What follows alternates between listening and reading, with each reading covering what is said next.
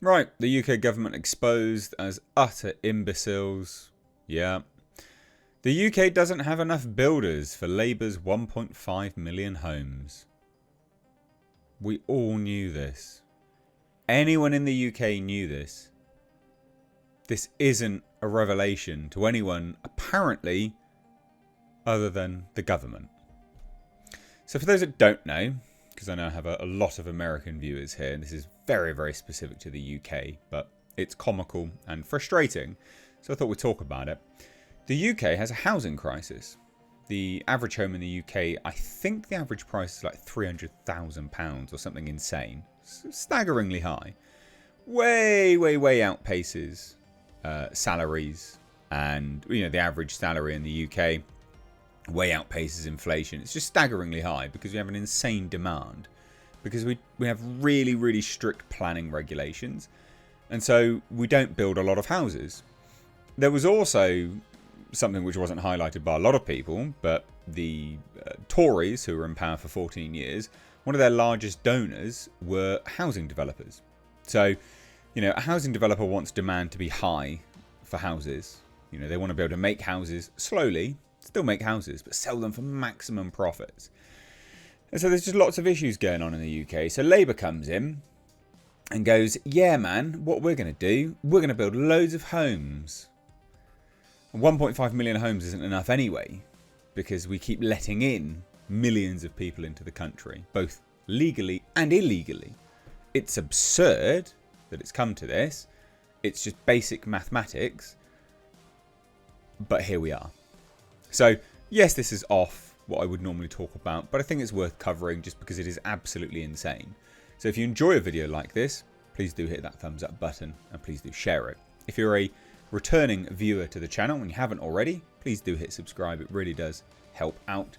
And I know I keep asking, but it is the difference between the channel growing and the channel not growing, and thus YouTube putting my videos in front of you. So bear with me. I do have to ask occasionally. But yeah, UK doesn't have enough builders for Labour's 1.5 million homes. Ha! Surprise, surprise. The UK does not have enough construction workers to build the 1.5 million homes the government has promised, industry leaders have warned. What's going to be the answer? Bunch of immigrants, maybe? Where are they going to go? Oh, more houses for that? This is an endless Ponzi scheme. It's absurd.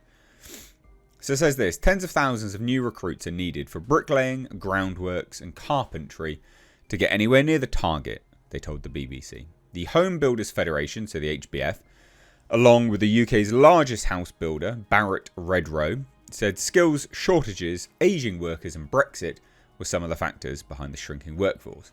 And I would agree. I think Brexit is part of it. We used to have quite a lot of Polish people that came to the UK to, work here and make their life. And they did work a lot in construction. So I will agree. I'm sure Brexit has a part to play in it. Skill shortages, yes. And ageing workers, yes. Because we've had a prolific rampage of decades of governments pushing people to go to university rather than have apprenticeships, to earn a trade. And so you've pushed people into university and put universities on a pedestal. And as they are good, I'm at university at the moment. Well, they're not good. Academia is not good. It's left-wing nonsense. But by and large, universities are okay and you can get a good career with them, etc. But never underestimate trades. Trades are super important, right? But they're generally speaking, trades are undertaken by a very specific type of people. The type of people that the government have been demonizing for years. So they're just creating their own problems here. It's ridiculous. And yeah, so aging workers, yeah, because people are leaving and not going into the trade.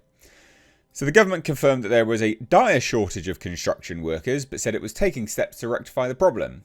It's not going to work. That's not how it works, mate. Unless you're going to import loads of people over, you're never going to reach the capacity that you need, which they do list it, and it's insane.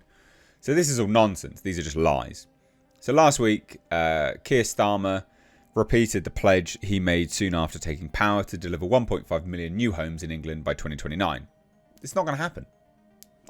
I bet you 10 grand it's not going to happen.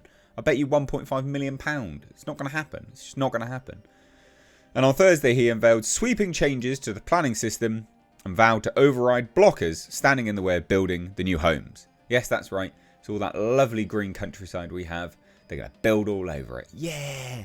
Can't wait for the UK to become Mega City 1. Ridiculous. Literally all just to house majority foreigners. It's ridiculous. It's absurd. And I say that because that is honestly the truth. Because we know that native Brits, they are not... The birth rate of native Brits, right, of English people as an ethnicity is not above replacement. It's not even replacement levels. So the only reason the UK populace is growing is because of foreign people. That's the only reason it grows. Fucking nonsense. So we're going to destroy the UK to house foreign people. Oh, good. Okay, excellent. Labour hopes building more homes will reduce house prices. Yes, that is how that works, actually, funnily enough. You increase the supply. There's not such a demand. Then the prices go down. That's a good thing. And make buying and renting homes more affordable, especially for younger people. So its target means building an average of 300,000 new homes a year. In recent years, the numbers have been about 220,000. So they're never going to do it. The current workforce is estimated to be 2.67 million. And according to the Construction Industry Training Board. But for every 10,000 new homes to be built, the sector needs about 30,000 new recruits across 12 trades, according to the HBF, the trade body for the house building industry in England and Wales. Based on the government's plans, the estimated number of new workers required for some common trades, for example, would be... These are new workers. They're not going to get these trained up in time for this 5 years. 20,000 bricklayers.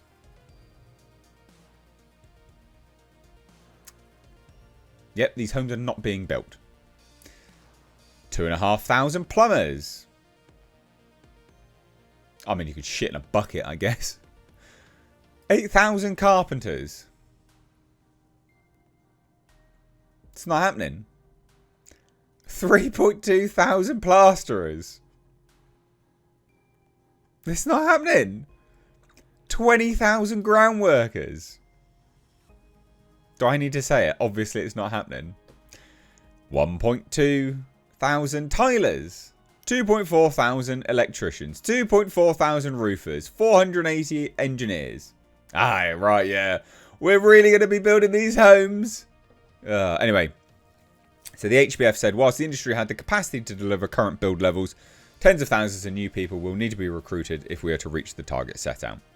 When asked if there were enough workers currently to build the extra homes, David Thomas, chief executive of Barratt Redrow, said, the short answer is no. He told the BBC the government would have to revolutionise the market, revolutionise planning, revolutionise methods of production for their target to be met. You know what that means, don't you? Shitbox prefab homes. Bet you it's going to be that. It's not going to be those really nice Victorian homes that we have in the UK. Nope. Those homes that have stood for like, what, hundreds of years. No. No, we're not going to get any of them anymore. There are genuinely houses in the UK that have been around for hundreds of years. Well, we're not going to get them because we're going to go for prefabbed piles of wank. Can't wait. They're challenging targets. I think we have to recognise that this is a national crisis. It wouldn't be if you just built homes and stopped importing people. But the HBF also said that the UK does not have a sufficient talent pipeline of builders to employ. It cited several recruitment constraints, including a poor perception and lack of training within schools, not enough apprenticeships, and the costs of taking on apprentices. The industry body admitted the sector itself had not attracted enough new recruits in recent years. All of these factors over time has resulted in an ageing workforce, with a quarter of workers being aged over 50. That is mad. And that comes from the government demonising like the exact demographic that would be going into these trades. Right? These trades are done by and large, very specific types of people. Right? And they demonise them constantly. So there you go. Here's the new targets and all that kind of crap. I mean, it's just mad.